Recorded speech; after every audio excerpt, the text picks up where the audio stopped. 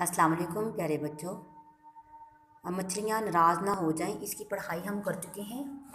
आज हम करेंगे इसके सवालात। ठीक है, सवालात ये देखिए मैम ने बोर्ड पे आपके लिए लिख दी हुई हैं। ठीक है, डेट है आज 27 नवंबर 2020, दिन है जुमा। ठीक है, मछलियाँ नाराज़ ना हो जाएं इसके सवाल करेंगे। तो मैम ने ये बोर्ड पे लिख दी है, मैम अब आपको पढ़ाती हैं तो आपने अपने नोटबुक पे प्यारा प्यारा लिखना है। ठीक है, फाइज को किस चीज़ से खेलना अच्छा लगता था?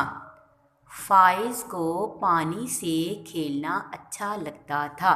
फाइज को किस चीज़ से खेलना अच्छा लगता था? दूसरा सवाल है, मछलियाँ फाइज से क्यों नाराज़ थीं?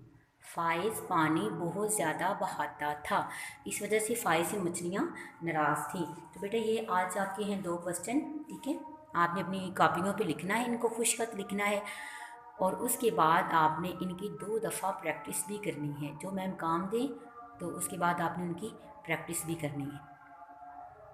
ओके बेटा, अल्लाह हाफ़िज़।